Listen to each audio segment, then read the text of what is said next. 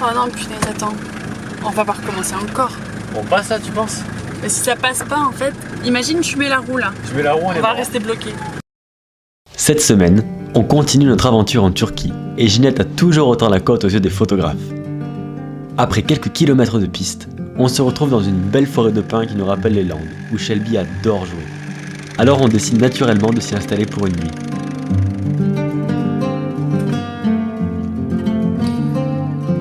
Pour nous, c'est exactement ça la liberté. Pouvoir s'arrêter où on veut, quand on veut, travailler en pleine nature et terminer cette incroyable journée par un bon film et des crêpes maison. On est en train de prendre les petites routes de Turquie. Parce que le GPS vous faisait passer soit par la petite route, soit par la voie rapide. Et la voie rapide, ça part vraiment de charme. Alors là, c'est les petites routes et j'avoue que celle-là, elle est un peu déglinguée quand même.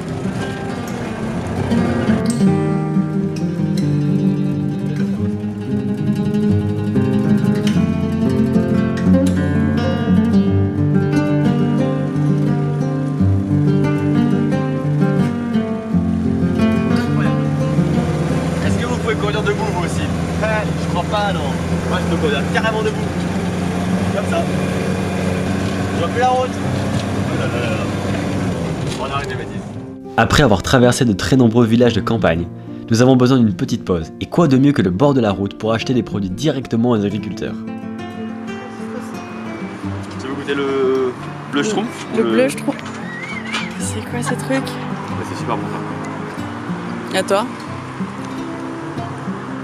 Bien évidemment, sans oublier la petite pause repas qui nous donnera des forces pour aller jouer avec Shelby cet après-midi. Notre petit chien footballeur est absolument infatigable, et le vent n'arrange pas vraiment les choses. Alors bien entendu, ce qui devait arriver, arriva.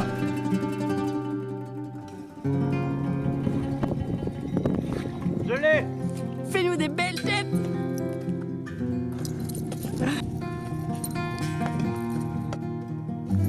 Mais malheureusement, l'amusement est de courte durée, car nous devons reprendre le volant pour nous rendre dans un bureau du ministère de l'Agriculture à Çanakkale. Nous y remplissons les papiers de bonne santé de Shelby avant de repasser la frontière dans quelques jours.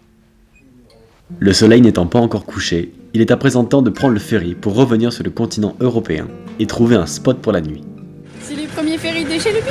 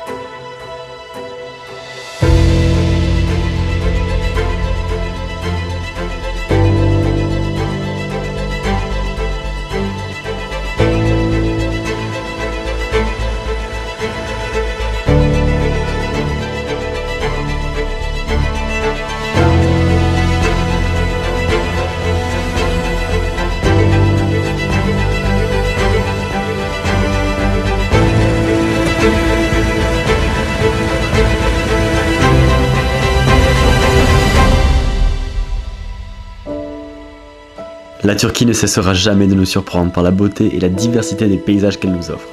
Et notre J7 continue de nous amener au bout des pistes reculées, où techniquement il n'a pas vraiment sa place.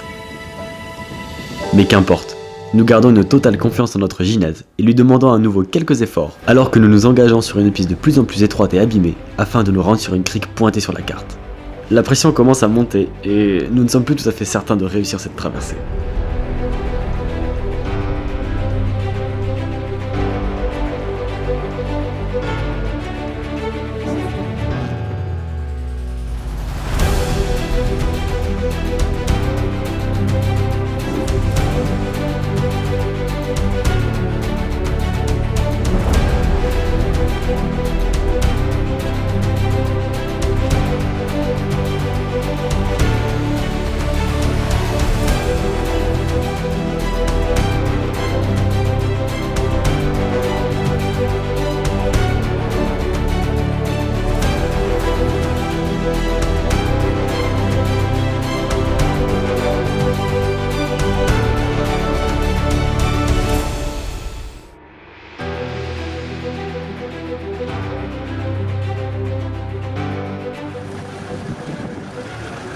6 mois ou c'est de pire en pire la piste?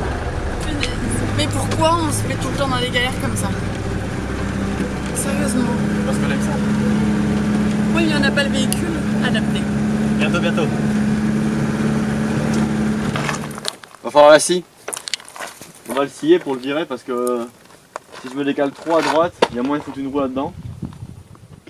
Et c'est pas ce qu'on veut.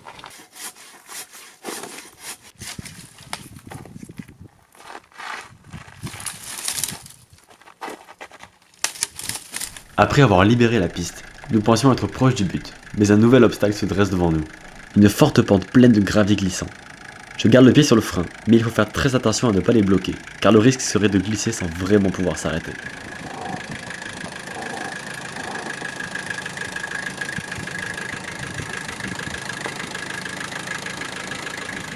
Il y a un village de vacances là-bas. Nickel.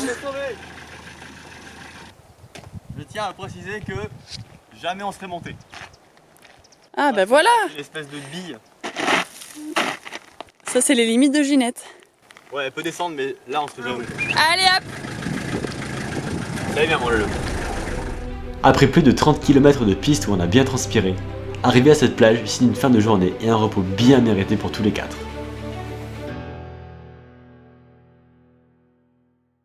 Bon, on dirait bien que c'est la fin de la Turquie. On est arrivé exactement à la même ville, la première ville en fait qu'on a traversée lors de notre arrivée en Turquie il y a 3 mois maintenant. Et dans 2 jours, on devrait quitter, ou même ce soir, peut-être ce soir, on va quitter la Turquie. Mais avant ça, on cherche des gros sticks de loukoum, des magasins, et c'est hyper difficile à en trouver. C'est absurde, mais on n'arrive pas à en trouver. À chaque fois, c'est les mêmes, et nous on cherche les gros sticks là à la pistache pour faire des stocks, pour ramener à notre famille, et on n'en trouve pas.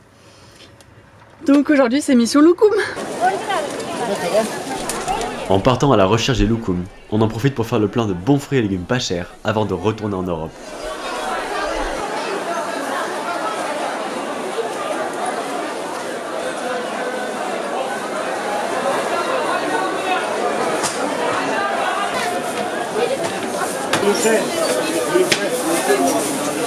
On va nous a fait cadeau de la carotte pour ce soir pour les pas de bolo. Comme à Istanbul, il y a le quartier de tout dans ce marché. Là, on est au quartier des fringues, quartier de tout ce qui est textile, les ceintures, voilà. Alors qu'avant, on était au quartier des légumes. C'est hyper agréable, il y a énormément de vie dans ce marché. Et moi, j'essaie de trouver un petit loquet pour le tiroir à épices qui a cassé. On va voir ce qu'on trouve. Un monsieur qui nous accompagne pour trouver peut-être, Inch'Allah, un magasin de loukoum. Mais là-bas. On cherche quoi, Mathias? On est en train d'acheter des loukoum. On est sorti des villes touristiques parce qu'ici c'est beaucoup moins cher. On paye entre 2 et 4 euros le kilo, alors qu'avant c'était 30 euros le kilo. Le plein de loukoum étant fait, il est à présent temps de se diriger vers la frontière. Après 3 mois en Turquie, ce jour J, on passe en Grèce. Mais avant de te retrouver la semaine prochaine pour la visite d'un nouveau pays que nous avons adoré, on te laisse sur un court résumé de ces 3 mois en Turquie. Every day brings new light to help us on our way. Always taking my breath, whether sun or rain. The wind will carry us over that horizon we